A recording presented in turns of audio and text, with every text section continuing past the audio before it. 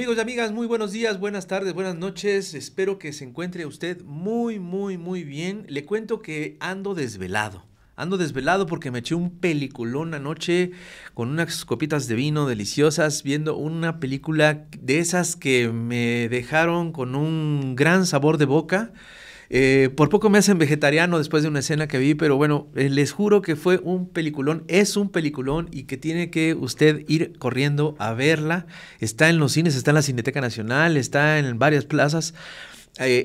Una película, es una adaptación de una obra de teatro, tengo entendido. Es una obra de teatro que se llama The Kitchen y el autor es Arnold Wesker.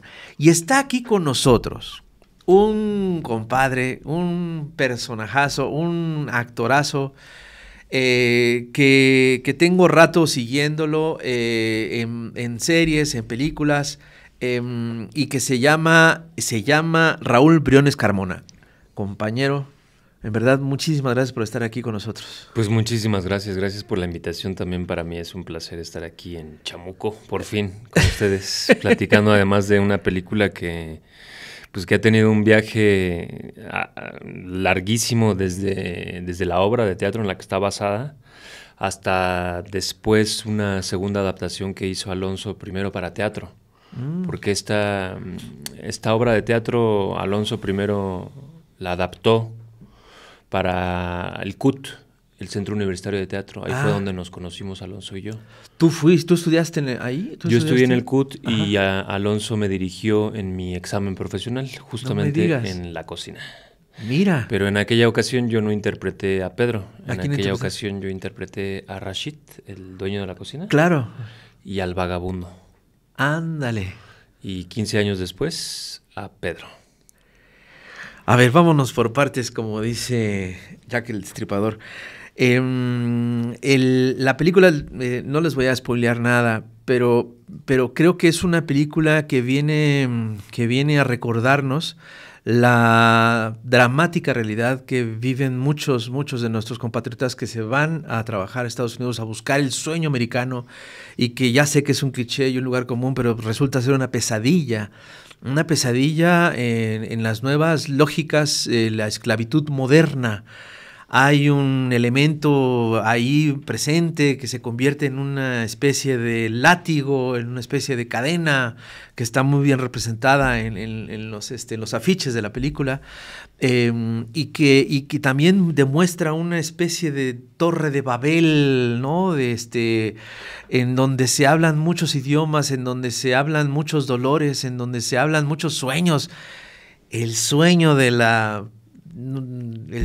que cuenta el último personaje, el más largo de los sueños que se narran, que me pareció fantástico cómo lo rematan al final de la película con ese color. Es que en verdad no les puedo spoilear por respeto a ustedes, pero ven a ver si podemos contarle al público más o menos con lo que acabo de decir, más o menos por dónde va la cosa.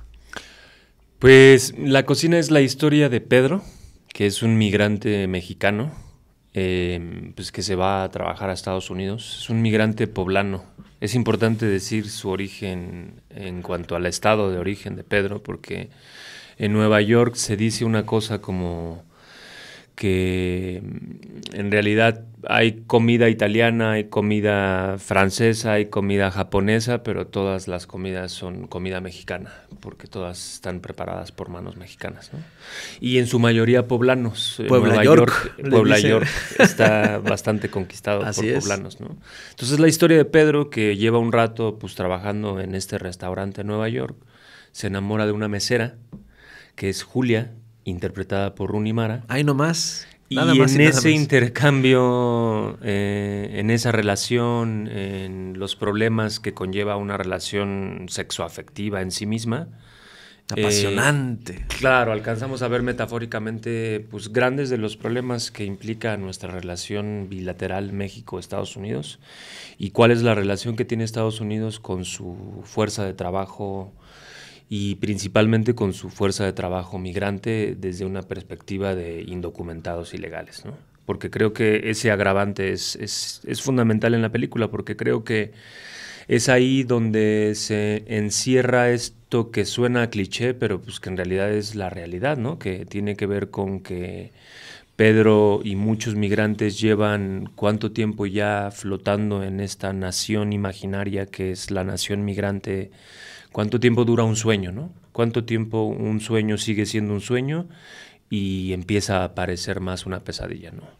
Y en ese sentido, pues muchos de nuestros paisanos, pero no solo nuestros paisanos y del mundo latino, sino de mucha gente de alrededor del mundo Sí, que conforma el grueso del brazo obrero de los trabajadores en Estados Unidos, ¿no? totalmente de acuerdo. Yo si algo que pude tener la oportunidad de atestiguar fue que Nueva York tiene décadas, tiene pues, siglos recogiendo de todo el mundo a migrantes. Es una ciudad de migrantes. Absolutamente. Está pobladísima de migrantes. Y un detalle que me pareció fantástico, un día que pude conocer a un chef en Brooklyn, me llevó con todo cariño a la cocina, a jugar carta con los compadres, los paisanos, todos usando como bancas, como sillas, las cubetas volteadas y jugando carta y albureándonos, fumando, echando una cervecita en su hora de descanso. Por eso me conmovió tanto la película anoche. Recordar ese momento maravilloso de amistad, que sin conocerme, échate acá una cervecita, compadre, ese cariño, sobre todo esa solidaridad entre paisanos, que también a veces, pues, la competencia hace que esa solidaridad sea pasajera, sea momentánea, porque pues la sobrevivencia está cabrona. Absolutamente, o sea, creo que tocas un punto fundamental que tiene que ver con pues, el estado emocional en el que se encuentra una persona en situación migrante, ¿no? Que tiene que ver con la supervivencia. Y en la supervivencia los seres humanos hacemos cosas que podríamos catalogar como moralmente cuestionables, o nuestras inseguridades y nuestras inconsistencias afloran, sobre todo en esta perspectiva en donde el sistema es el que te obliga a ti a ganar un poquito de terreno respecto a tus compatriotas para ganar un poco de estatus y entonces poder sobrevivir y sobresalir y no ser expulsado, no ser deportado. Y ese es el lugar en el que se encuentran pues la mayoría de los migrantes. Esta cosa que mucha gente suele decir de los mexicanos, de que en el extranjero nos volvemos cangrejos. Y yo no creo que sea solamente una cuestión de México. En realidad creo que es la situación misma de la supervivencia de una persona que está migrando, que no tiene arraigo con el origen, pero tampoco tiene destino a dónde llegar. Entonces hay una especie de estar cargando su vida todo el tiempo en su mochila, y evidentemente cualquier roce que tengas con esa persona va a estar exponenciado por la situación, la tensión dramática en la que se encuentra la persona por el simple trayecto o por la etapa del trayecto de su vida en la que se encuentra, ¿no? Y ahí es donde el sistema se aprovecha un montón de esta vulnerabilidad de las personas para ponerlas a competir entre ellas, para defender las fronteras, para un montón de dinámicas que tienen que ver con lo que pasa en la cocina, que además, como bien dices en esta metáfora de la Torre de Babel, la cocina es un gran ejemplo de que somos nosotras nuestro propio país, ¿no? Cada quien anda cargando pues con sus propias reglas, con sus propias leyes, sus propias normativas, cada quien sabe a quién deja entrar a sus fronteras, a quién no, y en esta cocina tan multicultural eso se nota muy claramente, ¿no? Órale, exactamente. Hay una parte que me hizo casi chillar, que es en la que Pedro está en franca depresión, una depresión muda, porque dice, no puedo llorar en mi idioma, no puedo llorar en español, porque no me entiendes. No. Esa parte me parece fundamental, de que la deshumanización de nuestros compatriotas cuando van allá, porque no se dan a entender, porque no saben, porque no les entienden.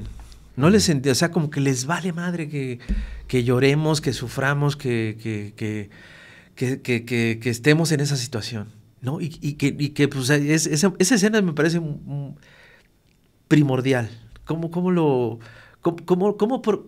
desarrollaste ese personaje? Pues bueno, aquí toca el tema del lenguaje, ¿no? Que creo que es muy importante dentro de la película, pero también dentro de la construcción del mundo migrante, en tanto que para poder dominar tu trabajo implica también la dominación del idioma, ¿no? No es como pedir cualquier trabajo en donde...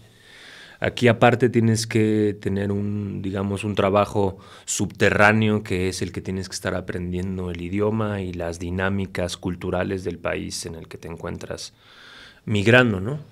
Entonces, en ese sentido, yo aprendí inglés para esta película, que también es una cosa como importante de mencionar. Claro. Porque creo que el estado anímico en el que se encuentra Pedro en la película también se comparte con el estado anímico en el que yo me encontraba filmando la película, ¿no? Porque pues tú en México bien sabes que el hablar inglés tiene un componente de estatus, de clase, ¿no? Sí. Si tú estudias en la educación pública, o por lo menos cuando yo estudié en la educación pública, es prácticamente nula, imposible que salgas... así, chiquitita. Sí, pero sales diciendo "Can I have another cerveza?" y ya se acabó la conversación. Pollito chicken. Exacto. Y entonces Alonso quería que Pedro fuera un migrante atípico, en el sentido de que no quería caer en el cliché de que no domina el idioma Pedro, ¿no? Sino de que Pedro ya está... Es que Pedro está en la frontera en la que él ya se empieza a considerar un igual. Ajá. Y ser un igual es incómodo. Por supuesto. Cuando pasan por encima de tu dignidad y de tus derechos laborales. Entonces, la obsesión de Pedro de dominar el idioma es jugarles en la misma cancha a los gringos, ¿no? Es decir, ni siquiera por ahí vas a poder tú tener estas conversaciones, como al principio de la película, cuando llega Estela, sí, y entran a la oficina, sí, y llega Mark y le dice a Luis, acabamos de perder este dinero, y está, y le dice, no te preocupes, ni siquiera habla inglés. Es la intriga de predestinación de la película, es lo del robo, el hurto, entre comillas. Exacto, que ahí está una mexicana que no habla inglés, y entonces ellos tienen ese candado que les permite expresarse con libertad frente a una persona que no habla su idioma, ¿no? Claro. Entonces, la construcción, y en realidad esto viene desde la obra original. Es importante esto porque es un rasgo que yo alcanzo a rescatar de la obra original. En la original, el personaje protagónico es Peter, que es un migrante alemán que se va a Londres a trabajar en una cocina en Inglaterra después de la Segunda Guerra Mundial, intentando librar el estigma de la Alemania nazi. Fue escrita en ese contexto completo. Y entonces Pedro pues es entre la rebeldía de la pobreza, de cómo quedó Alemania después de la guerra, y el estigma después de toda la situación política en la que vivía, y luego aparte es un alemán, ¿no? Claro. Tiene un tipo de educación diferente, tiene un carácter diferente, tiene una forma de expresarse verbalmente diferente. Claro. Entonces, cuando Alonso hace la adaptación y de repente cambias de alemán a poblano, hay una serie de características que hay que ajustar. Y en ese ajuste, Pedro queda en una fábula. Pedro es un migrante inexistente. No puede existir un migrante como Pedro en este momento en Nueva York, porque lo corren. En dos patadas, sí, no le dan tantas oportunidades como le dan ahí el chef, el maestro chef. Entonces, en este sentido, esta fábula de la cocina nos permite observar a un migrante mexicano en algo que nunca lo habíamos visto, que es sacando el pecho. Exacto. Retando todo el tiempo al diciendo al racista, soy un igual. Exactamente. Soy igual. Y en esa es el componente extraordinario en esta historia de migrantes, creo. A diferencia de muchas otras historias, aquí el migrante es un igual. Y eso es algo que no soporta el sistema. Porque al sistema le conviene que Pedro siga siendo solo el good worker, ¿no? Exactamente. Que es como nos ven en el extranjero. Que de alguna forma es esta cosa entre... ¿Qué es lo que te contaba hace rato de nuestra gira en Estados Unidos con las nuevas generaciones de, digamos, los dreamers, los que ya son ciudadanos estadounidenses, que tiene que ver con esta cosa que es muy difícil de entender, pero que tarde o temprano en la vida hay que asumir que no es igual la disciplina que la obediencia. Y siento que como migrantes mexicanos vamos con nuestra bandera de somos buenos trabajadores, porque somos obedientes. Exacto. Y ahí se encierran un montón de abusos y entonces Pedro está rompiendo el cascarón del personaje para convertirse en el ser humano. Y que creo que eso es el viaje de Pedro durante toda la cocina. Es fabulosa, es fabulosa. Por eso es tan dolorosa. No, sí, no. Porque está abriendo la piel. Ay, no, sí. Todavía siento los efectos. La acabo de ver.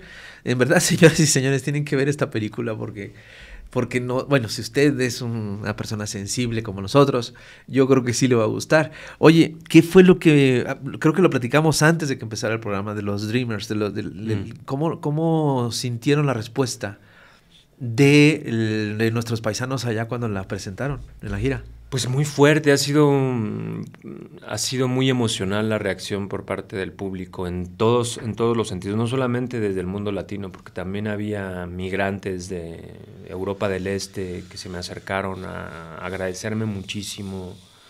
Sobre todo hay una escena con la que conectan la gran mayoría, que es cuando Pedro está en el locutorio haciendo la llamada a su mamá.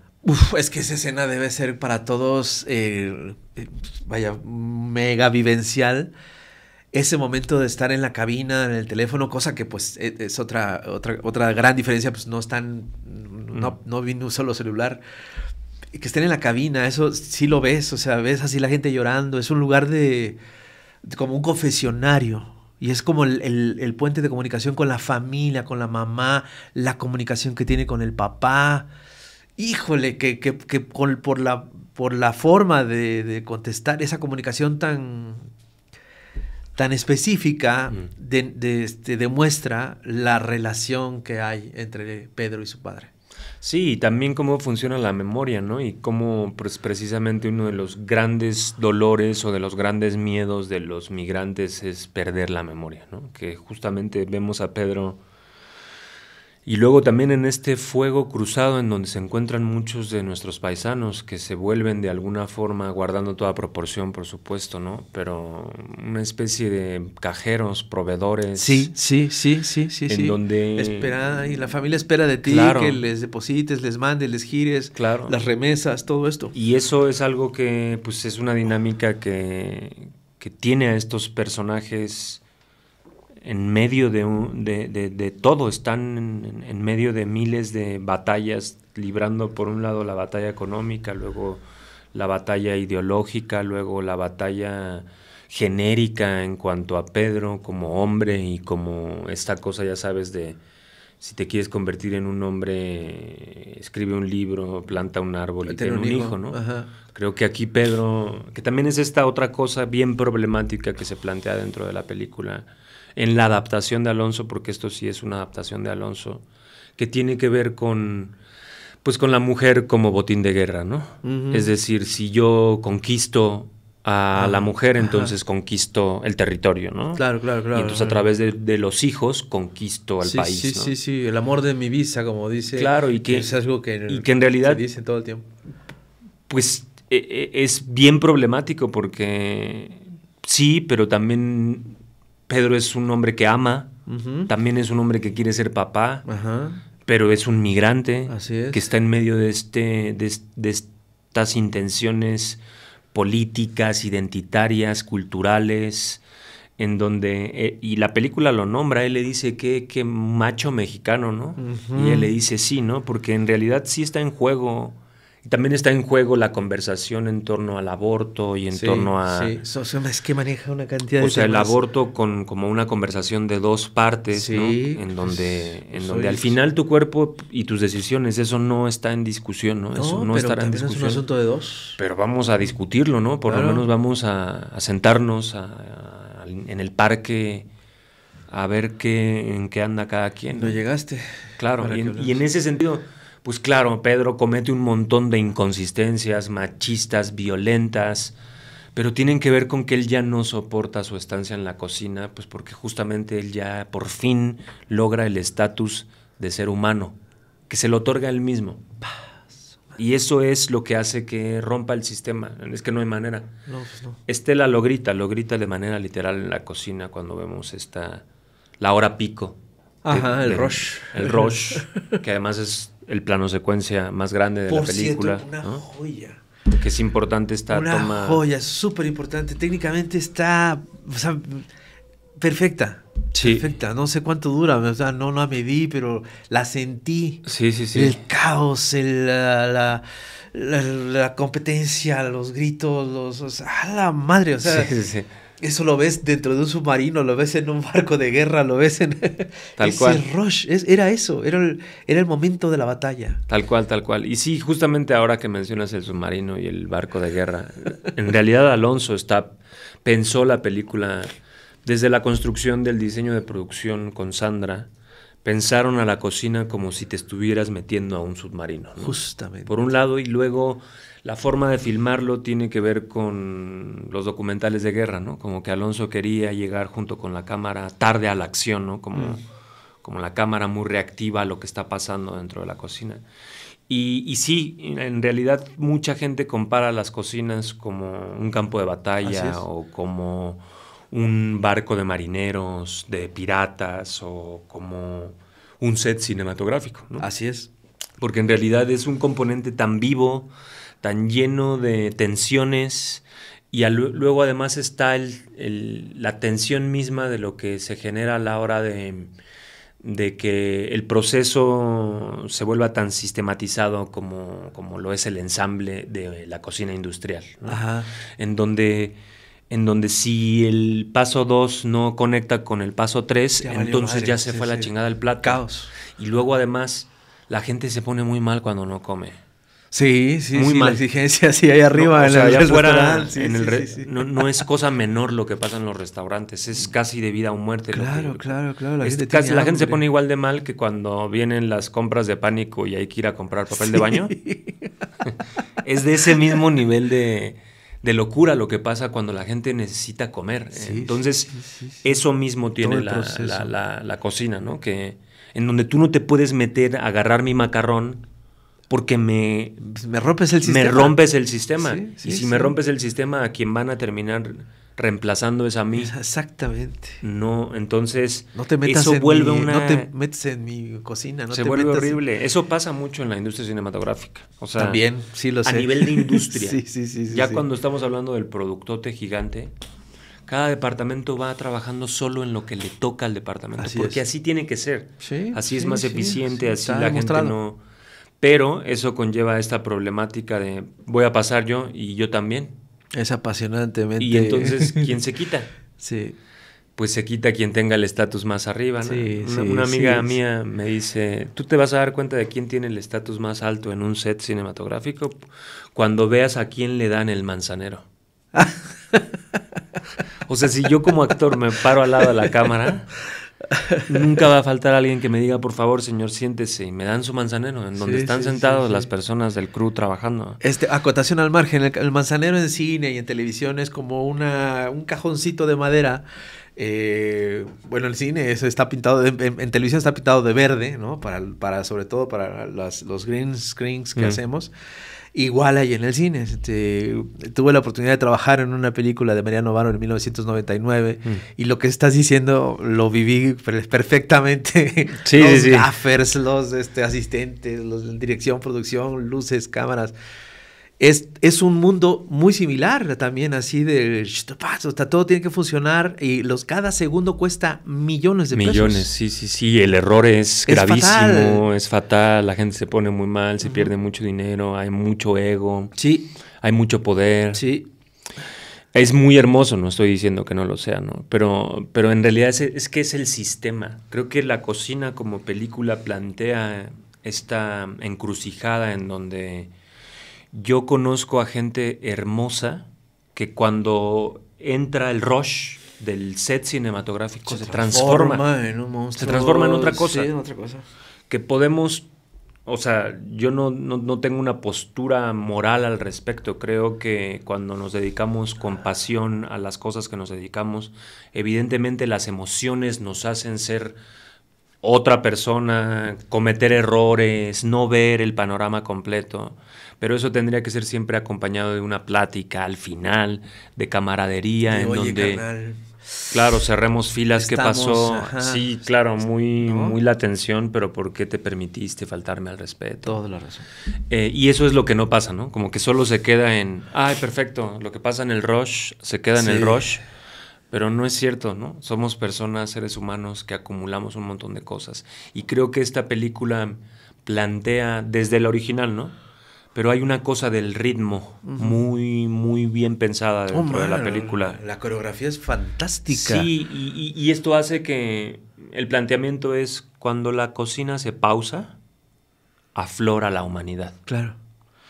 En medio de la película, cuando viene el tiempo de su descanso, los personajes pueden volver a soñar. Y es una escena preciosa, es de mis favoritas. Tengo una colección de escenas favoritas y por supuesto ese plano secuencia fantástico, perfectamente bien diseñado. Mi parte favorita de ese plano secuencia es cuando veo a una de las meseras bebiendo de la fuente del desastre. Ya enloquecida totalmente. Sí. Ese detalle que pasó así en un microsegundo me pareció fantástico.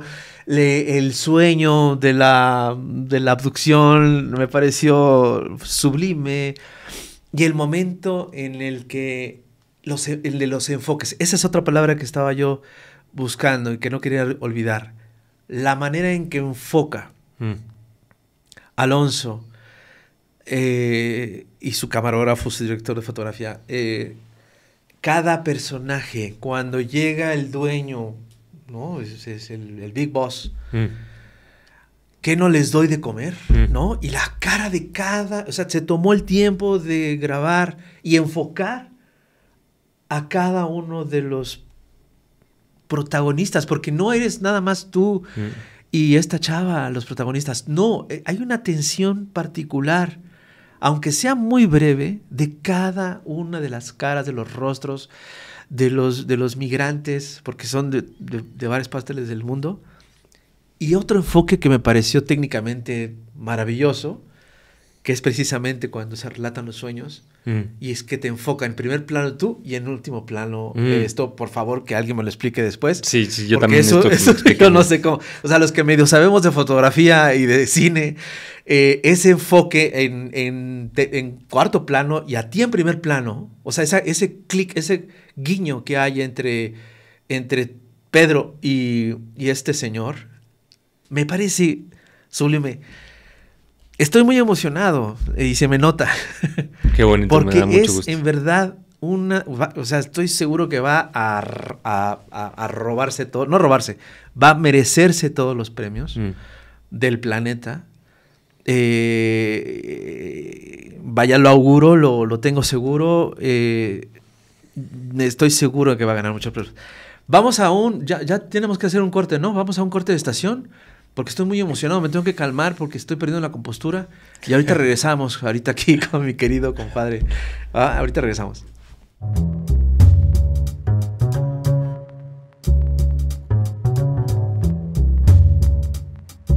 Celebra con nosotros el aniversario de El Chamuco y los Hijos del Averno. Acompáñanos a las presentaciones con los moneros y todo el equipo Chamuco. 3 épocas distintas convergen el próximo sábado 23 de noviembre desde la 1 de la tarde en el Museo Nacional de Culturas Populares. La entrada es libre. Celebremos juntos la historia de El Chamuco.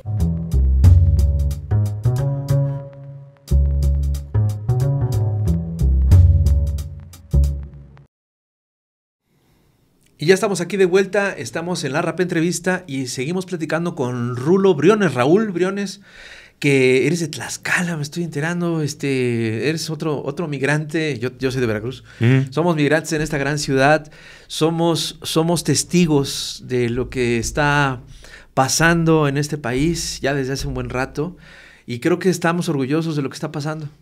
¿Cómo te sientes? ¿Cómo ves? ¿Quién es Raúl Briones y cómo se siente en este país?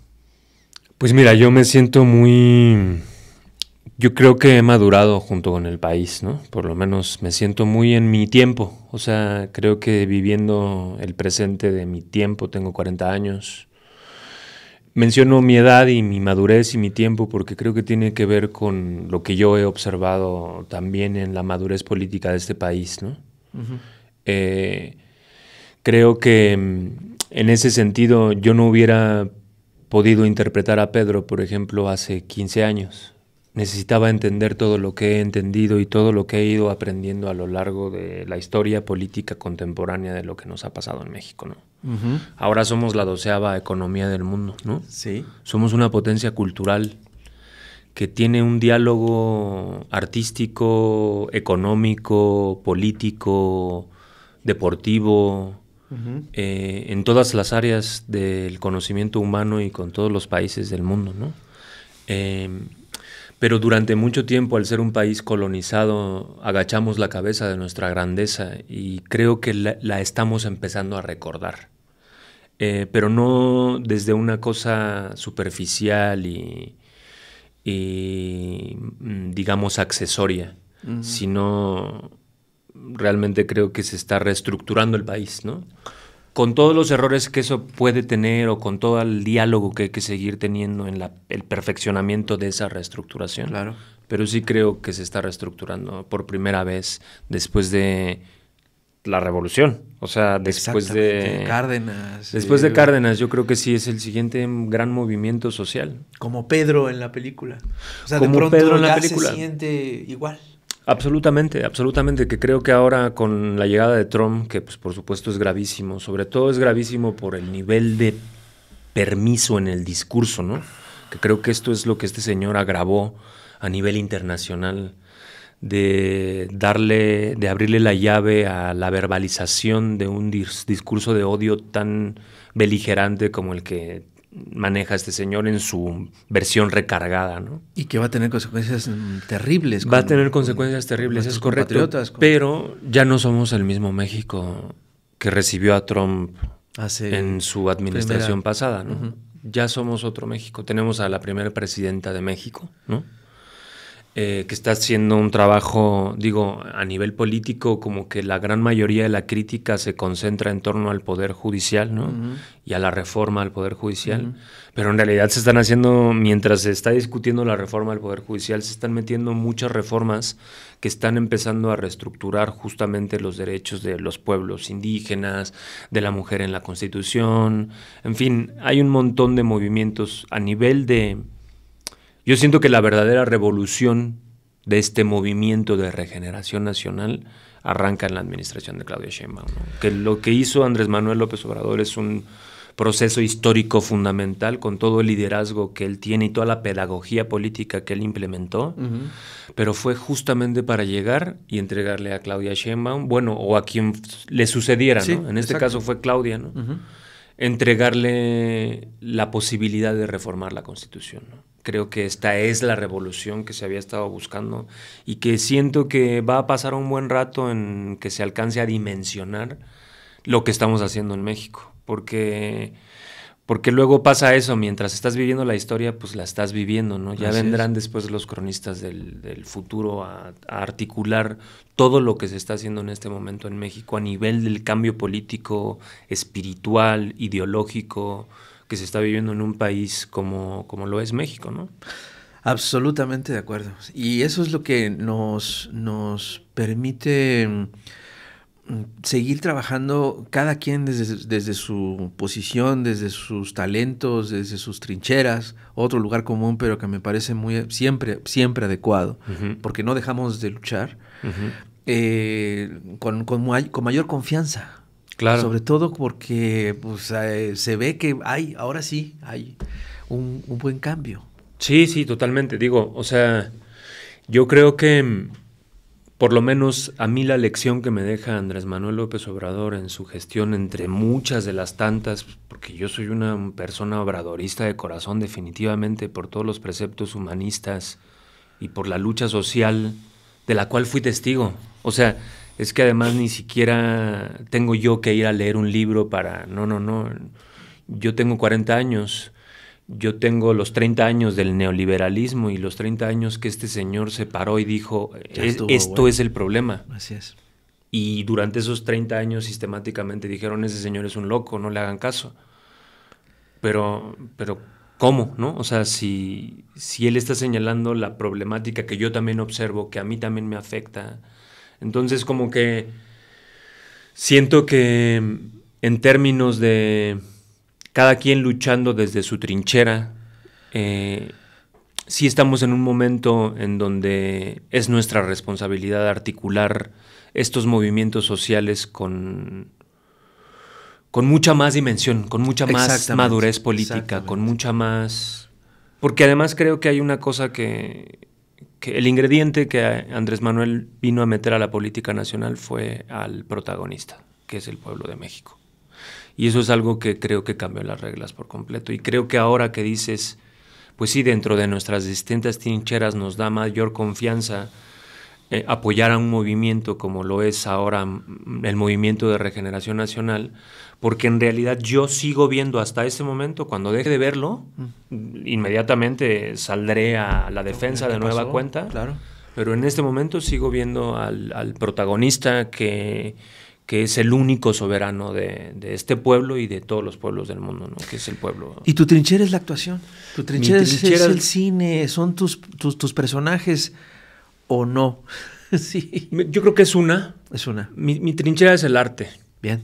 O sea, a mí el arte me cambió la vida por completo. O sea, el arte y la cultura me cambiaron la vida, ¿no? ¿Cómo llegaste a esto? Llegué por accidente en San Cosme, Xalóstoc, Tlaxcala. Órale. Ahí conocí el teatro por primera vez de la mano de José Luis Pérez Hernández, Huicho se llama, mi primer maestro de teatro. Mira. Que también está en la cocina. ¿Qué edad tenías? ¿A poco sí? Sí. Él es el que hace como los hot dogs, como los Ramírez se llama su personaje. Él es el que está al lado del puesto de Max. Ya recuerdo. Cuando sale Pedro al restaurante y lo corretean, que sale Max y el otro Mexa, ese otro Mexa, es Huicho. Mira nada más. Fue mi primer maestro de teatro. No me digas, ¿Sí? Qué maravilla. Sí, increíble, es una muy bonita historia. Qué bonito. Pero fue un accidente totalmente, o sea... Ya después, haciendo memoria, pues uno se da cuenta que trae la sensibilidad siempre y que pues el medio iba a ser cualquiera que tuviera que ver con el arte, ¿no? ¿Estuviste en teatros en la escuela, secundaria? No, o sea, fue directo a la prepa, en la prepa. O sea, antes de la prepa yo no había hecho nada. Nada. Pues me dedicaba Yo me terminé la secundaria y me fui a ser electricista. Yo vengo de la clase obrera, tengo como 20 oficios. Uno de los principales es electricista, yo soy electricista de oficio. Me suena. Yo fui encargado de obra, pero me di cuenta muy pronto que se agotaba, digamos, en cuanto a mi sensibilidad de ser obrero implica trabajar la semana para llegar el sábado a mediodía, empedar la tarde, crudear el domingo y el lunes empezar de nuevo a mover la piedra hacia la cima de la montañita, ¿no? Y yo me di cuenta que eso no me estaba llenando, entonces me fui a estudiar la prepa, ¿no? Y ahí conocí el teatro por accidente. Y todo cambió. De verdad me cambió la vida. Y digo me cambió la vida porque tengo compañeros de mi misma generación que no tuvieron la misma suerte que yo y que tuvieron otros destinos, ¿no? Uno de ellos falleció porque robó una bicicleta, lo atropellaron en su huida. Ay, sí, lo vi por ahí en una entrevista que te hicieron. Sí. Y esto es fundamental porque sí creo en el poder transformador de la cultura y del arte. Claro. Me consta de primera mano, no solamente a nivel material, sino a nivel espiritual. El cambio, por eso lucho con tanta fuerza desde esta trinchera, porque creo, a veces de repente el sistema nos hace creer que es inútil lo que hacemos. Y tiene cierta inutilidad, y esa inutilidad es lo que lo hace tan útil, ¿no? Y valioso. Por supuesto. Sí. Por ahí leí que el arte no solamente es necesaria, sino que es irremediable. O sea, el arte sucede muchas veces incluso sin querer, queriendo, como dice un clásico. Claro. Lamentable, pero que bueno, incluso funcionó en algún momento de nuestras vidas, porque no había otra cosa. Claro. Pero que esta necesidad de expresarte, de expresarnos, se convierte como la respiración, así de indispensable. Sí, totalmente. Y la actuación, yo te conocí por primera vez en una película de policías. Y sin saber absolutamente nada de ti, de esas cosas que vas picándole, porque ahora ya el Netflix se convierte como en la nueva televisión, que estás cámbiale, claro, a ver qué te medio llama la atención. Y así fue que caíste en mi vida. con mucho agrado, o sea, este falso documental y que tiene un buen grado de denuncia, ¿no? De crítica de un sistema pues que se ha demostrado que tiene todavía mucho que cambiar, ¿no? Sí, o sea, también yo creo que la vida te coloca en los lugares donde tienes que estar, ¿no? Y a mí me ha colocado en proyectos de una amplia denuncia social desde el principio en el teatro hasta la fecha, ¿no? Y luego además tengo este rostro bellísimo, que tengo un rostro hermoso. Mexa chingada. Pero Sí. la cámara me lee de una forma muy dura, o sea, y eso es algo que también ni pienso discutir, es un hecho. Cada quien tiene un tipo físico. Por supuesto. Entonces, eso me ha llevado a interpretar mucho antagonista. Y a la hora de entrar al clavado, de investigar, pues, qué pasó con la vida de esta persona para que se terminara convirtiendo en la persona violenta que es, Ajá. pues termino encontrando componentes sociales. Por supuesto. Entonces, como que mi trabajo me ha llevado a madurar también en mi percepción política y social y mi conciencia de clase en cuanto a los dolores del mundo. Por eso, sí, la actuación es un medio, pero no el único. Durante mucho tiempo fue el único, pues porque le entré con mucha pasión, porque era lo único que conocía, y ahora digo, no, o sea, el abanico es amplísimo en cuanto a los medios que podemos elegir para expresarnos, ¿no? ¿En qué estás ahora? ¿En qué otros medios son los que Pues, usas para expresarte? Quiero dar clases, estoy muy comprometido con la docencia en este momento de mi vida, que también tiene que ver con la etapa de pues, la crisis de los 40, de pues, pasar la estafeta.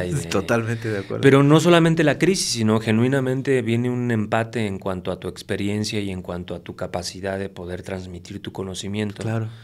Y sí creo que me pasó algo muy bonito ahora que volví al pueblo de mi familia. El pueblo de mi familia está en Ixtacamastitlán, Puebla, que es la sierra madre de Puebla al norte de Tlaxcala, ¿no? Ay, qué rico. Y volvió a salir este año, creo que fue un año atípico en cuanto a lluvias, no sé si tú lo notaste, sí, pero volvió a llover, creo que todo de el forma planeta sustancial. México reverdeció, incluso se ve en las tomas satelitales cómo en cuestión de meses se volvió a pintar de verde toda la pancita de la República. Sí. Bueno, el chiste es que volvió a salir el río en el pueblo de mi familia, ¿no? Mira. Y fue muy lindo la metáfora, porque más allá de que pues ya se volvió a secar, en realidad el río existe, solo que ya está en un arroyito que se entubó, ¿no? Pero ahora volvió a tomar las calles. Mira. Y fue muy hermoso volver a ver ese río en el que yo jugaba en la infancia. Pero lo que me hizo pensar fue, para que el agua vuelva al cerro, se tiene que transformar. Pero forzosamente tiene que volver. Si el agua no vuelve al cerro, no vuelve a nacer el río. Totalmente. Entonces, de alguna forma, yo pensé, para las personas que venimos de contextos rurales, nos hicieron creer que la modernidad se encontraba en las grandes ciudades. Y sí, desafortunadamente por el centralismo, ¿no? Sí. Porque aquí está la educación, sí, porque aquí están los circuitos culturales, mejores sueldos, como que digamos todo se mueve en los centros, tanto municipales como estatales, como de las grandes ciudades, ¿no? Pero lo que pensé fue, ahora tengo que volver al pueblo. De alguna forma todo este conocimiento que ya tengo que llegar con estos morritos que son las siguientes generaciones del pueblo de mi familia, que son los que van a terminar defendiendo a ese pueblo, a decirles, si ustedes se quieren ir en un futuro, por supuesto váyanse, eso nadie se los va a impedir, pero esto que tenemos aquí es nuestra responsabilidad. Nosotros somos esa agua que se va y regresa. Y que al transformarse después de su educación, después de su experiencia, tiene que volver al cerro para que estos morritos no se queden sin ríos. ¿Sí me explico? Totalmente. Entonces, como que esa es la siguiente etapa en mi carrera. O sea, ahora estuve dando clases en la Utopía, en la Pohualizcali. Ándale. Allá Mercedes Hernández me invitó a compartir cátedra con ella. A quien le mando un fuerte mandamos abrazo, un fuerte abrazo enorme, que la respeto mucho, donde me la encuentro, la abrazo. Sí. Y la admiro mucho también como actriz. Sí, no, yo también como actriz, como artista, como ser humano. Y me compartió su clase de las utopías, que para mí me regresó la esperanza en la humanidad. No solamente por el hecho de dar clases, sino por la existencia de esos proyectos. Que también es una cosa que Pues cómo no, si a mí me transformó la vida la cultura y el arte, yo estoy viendo cómo la gente del barrio viene aquí a consumir una clase de actuación con Raúl Briones. Así es. En una tarde en el centro de Iztapalapa para cotorrear y hablar de quién es Iztapalapa a nivel actoral, ¿no? Le decía yo a personas responsables de políticas culturales que se imaginen tan siquiera así en sus mentes la posibilidad de que en cada recreo de una primaria o una secundaria de pronto apareciera en medio del patio un actor interpretando un papel, un escultor moldeando plastilina, un chelista, ¿no? Haciendo una pieza. El impacto que tendría en los niños, en las niñas, en los niños, esa fortaleza artística en un episodio, en un momento, en 10 minutos. Sería, es que me siento muy en sintonía contigo porque yo también, o sea, soy producto de una maestra de artes plásticas desde que tengo uso de razón, y eso a mí me impactó de por vida. Tatuado de por vida, este acercamiento con el arte, con la pintura, con la actuación y todo esto. Y creo que sería una píldora de vida, porque el arte es vida, a estas criaturas. Absolutamente de acuerdo. Absolutamente. Estaría fantástico, ¿no? Sí. ¿Te imaginas? Totalmente. Verbalizar, o sea, eso que dices que tú que estás dando clases, verbalizar lo que tú aprendiste en el camino, obviamente con tus maestros, pero que tu propio método de enseñanza-aprendizaje, luego con esta afición ahora de vertirlo en las nuevas generaciones, esta importancia de verbalizar algo que lo hacías mecánicamente, quizá. Claro, absolutamente. No, y luego además también con un componente, yo sí creo que tengo un acento distinto al de muchos compañeros en esta industria, que tiene que ver con una perspectiva humanista. Sí creo que esa es la siguiente etapa en cuanto a la conversación en torno a la cultura y el arte. Exactamente. Y en general, o sea, creo que necesitamos... Creo que es algo que ya dimos por hecho, que por ser humanos somos seres humanos. No. Y no. Ni no. La cocina, la evidencia. Retomando la cocina, como que siento que ahí se encierra muy claramente qué es lo que pasa con el ser humano cuando le hacen creer que el individualismo es la norma. Y en realidad no es cierto. Si logramos evolucionar como especie, fue gracias al grupo. Exacto. Y ahora si estamos involucionando como especie, es gracias al individuo. Como que en ese sentido también Pedro es un personaje... La diferencia, es un personaje mesiánico y revolucionario, pero la diferencia de otras historias que hablan de un espíritu revolucionario, transformador, de cambio, tiene que ver con que a lo largo de la historia nos acostumbramos a ver personajes al individuo en sacrificio por el grupo. Pero ahora estamos al revés. Ahora es el grupo el que se está sacrificando por el individuo. Así es. Y eso nos va a llevar a la total destrucción y la barbarie, que es lo que estamos viendo en un montón de trincheras alrededor del mundo, ¿no? Pues mira, estamos casi al borde de una tercera guerra mundial. Es correcto. Por estos mediciones de sus miserias humanas. Es completa, exactamente. Y fíjate nada más el contraste del discurso de la doctora Claudia Sheinbaum. Absolutamente. Totalmente diferente, ¿no? En un sistema de cuidados mundial, frente al discurso bélico de estarse, insisto, viviéndose sus miserias humanas, miserias mentales, miserias políticas. Sí, creo que... Pero también creo en el compromiso y la responsabilidad de dar la batalla en el otro frente, en el frente humanista y en el frente usando la ternura como un impulso revolucionario totalmente, el amor como la moneda de cambio más poderosa en la actualidad. Creo que durante mucho tiempo nos hicieron creer a las personas sensibles que nuestra voz no era necesaria y ahora es más necesaria que nunca y es más escuchada que nunca, además, que eso es algo que que yo cada vez, al principio me daba mucho miedo como sentir que te empiezas a convertir en el referente de alguien, ¿no? Que eso es complicado porque te deshumaniza de alguna forma y entonces te genera expectativas y entonces te empiezas a creer el cuento de que eres más que algo o que alguien. Uh-huh. Pero más allá de eso, que tiene que ver con el diálogo constante con el ego, ¿no? Y con que pues es algo que hay que trabajar toda la vida, que implica que te admiren, que implica que te sigan, que implica que te digan lo bondadoso que es tu trabajo para las otras personas. Pero ahora, a mis 40 años, recibo esta hilera de nuevas generaciones que me siguen con harto entusiasmo y que me escuchan muchísimo, sobre todo en tanto a mi necesidad de nombrar que urge un cambio en la industria cinematográfica en México, que urge una forma más humanista de filmar, que necesitamos pensar. Justo Pedro es una especie de laxante, en cuanto creo que Pedro es como una pastillita que te tomas para ver qué tanto has dejado entrar al sistema en ti. Y sacarlo va a ser directamente proporcional a qué tanto lo hayas dejado entrar en ti, ¿no?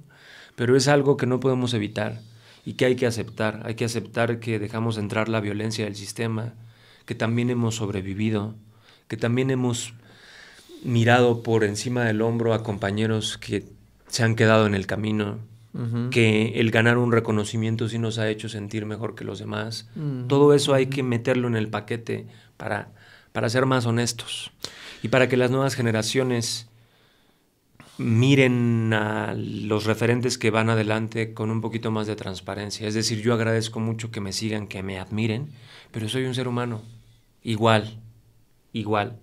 No menos. Chameando. No menos, estás chameando. Estoy chameando. Estás haciendo claro, chamba. Tengo más experiencia y todo, sí, pero soy igual. El problema es que idealizar demasiado a los referentes también hace que te pierdas un rato, ¿no? Totalmente de acuerdo, sí. Mencionaste algo muy importante, este rollo de la industria cinematográfica y el racismo que sigue habiendo tremendo, y el clasismo no se diga. Y me parece asombroso que de pronto se hagan las super megaproducciones de grandes héroes y de grandes ¿sabes? Modelos de humanidad, de humanismo, pero pues están creadas por gente muy, muy, muy deshumanizada. Sí, mira, para mí es una gran paradoja que creo que no se va a resolver ni pronto, ni siquiera creo que se vaya a resolver. Creo que medios hay un montón. Yo más bien empiezo a descubrir que la industria cinematográfica, como toda industria, deshumaniza, se automatiza, porque está en su naturaleza. Cuando automatizamos los procesos, dejamos poco espacio para lo humano, ¿no? Así es. En ese sentido, como que yo ya no pienso luchar contra esa gran industria y sus violencias, pero sí podemos, como lo dijo Cabecita de Algodón en su librito de Gracias, ¿no? Como que hay algo muy bonito que yo me llevo de esa enseñanza, que es lo que él hizo fue abrir una estructura alterna. La estructura ahí siguió y ahí están los Alitos y los Marcos y los Jorges Romeros y todos los otros proyectos, digamos, ahí están defendiendo lo que creyeron durante tanto tiempo. Podemos hacer como medios alternos en donde la gente que tiene una relación más humana, más sensible, construya. Esa es la enseñanza. Totalmente. A crear alternativas. Por eso yo agradezco un montón este espacio contigo, la verdad. No, yo estoy más que agradecido y estoy seguro que nuestro público también, porque si hay algo que podemos tener, estamos de acuerdo, es que necesitamos este nivel, estas presencias, esta seguridad, este tipo de mexicanos, mexicanas que están haciéndola de manera responsable, que están defendiendo lo mejor de nosotros. Lo mejor de nosotros es la que se rompe la crisma todos los días de manera anónima, es la que nos trae la comida a la mesa, es la que nos trae el agua a nuestros vasos, es la que nos trae el cafecito a nuestras tazas, es la que nos trae la vida. O sea, seguimos respirando por nosotros y para nosotros. Seguimos trabajando por nosotros y para nosotros. Y somos un montón, somos un chingo. Y no somos lo que suelen representar, sobre todo en la industria cinematográfica, televisiva, que nada más como que nos relega, ¿no? Y nos sigue humillando de manera sistemática. Uh-huh. Y por eso es que a mí me parece fundamental que la gente conozca tu trabajo, te conozca a ti, que conozca también a artistas como tú, que están haciéndola de esta manera, de manera tan responsable, que están de este lado y que la están rompiendo. Sí, yo creo, o sea, gracias por todo esto que dices, porque también creo que es importante decirnos cosas bonitas. Obvio. Creo que nos han hecho creer que sí te admiro, pero te lo digo, no te lo vayas a creer, ¿no? No. Creo que ahora más que nunca hay que tirarle buena onda a la gente y hablar bien de su trabajo y construir. Y porque lo estás haciendo bien. O sea, y porque sí es importante señalar nuevos tipos de liderazgo, porque creo que sí hay otras maneras de... Es decir, el poder si no se ejerce se pierde. Ajá. Pero hay formas responsables de ejercerlo. Hay formas humanistas de ejercerlo. Hay formas maduras de ejercerlo. Amorosas, colectivas, en donde, y sobre todo rotativas, horizontales, en donde sí, ahora yo tengo el estatus porque en este momento hay una película que yo protagonizo, pero en realidad esto es un esfuerzo colectivo. Absolutamente. Tanto el cine como el mundo, como la humanidad misma, el ser humano nace para intentar morir. Hay que cuidarlo en grupo. Entonces, no hay nadie en el mundo que pueda hacer algo solo. Absolutamente de acuerdo. Oye, querido, ¿cómo te podemos seguir viendo? Hay muchas cosas que hemos encontrado, que has hecho, están colgadas. Es de colección tu trabajo en el cine, en la televisión. ¿En dónde se puede acercar la gente a ti para tomar clases? O sea, ¿cómo la gente te puede seguir? Pues estoy en las redes sociales como Rulo Briones C. Ahí me encuentran en TikTok, Instagram y creo que Twitter es la otra que tengo. Uh-huh. Y pues mi trabajo está en varias plataformas, ¿no? En las principales plataformas, por lo menos tengo un proyecto por ahí rolando, ¿no? Ahora viene el estreno de Las Locuras. ¿Ah, sí? Que es una película que filmé con Rodrigo García uh-huh. y con un elenco formidable de actrices y actores. Uh-huh. Esta es la siguiente película para el próximo año, ¿no? Ya la filmamos, está en postproducción, Rodrigo está muy contento. Y la verdad es que es un guión, abre un panorama que tiene que ver con las enfermedades sociales y con cómo también las enfermedades son colectivas y compartimos los malestares emocionales como sociedades. No, las personas no están enfermas de forma individual, estamos enfermas de forma colectiva. Como la prisa es una de las principales, yo creo que nos ha llevado al carajo. Es correcto. La que nos hace cometer muchas imprudencias y muchas tonterías y lamentablemente son letales. Sí. La otra vez veía un video meme, ¿no? Que va una chica como casi corriendo en la acera y de repente empieza a caminar tranquila y dice, ay, perdón, me acordé que soy un ser humano. Absolutamente de acuerdo. Totalmente. Rulo, Raúl, en verdad, muchísimas gracias. Es un honor tenerte aquí. Es un honor compartir contigo esta forma de ver la vida, de esta forma de trabajar por México y sobre todo el arte.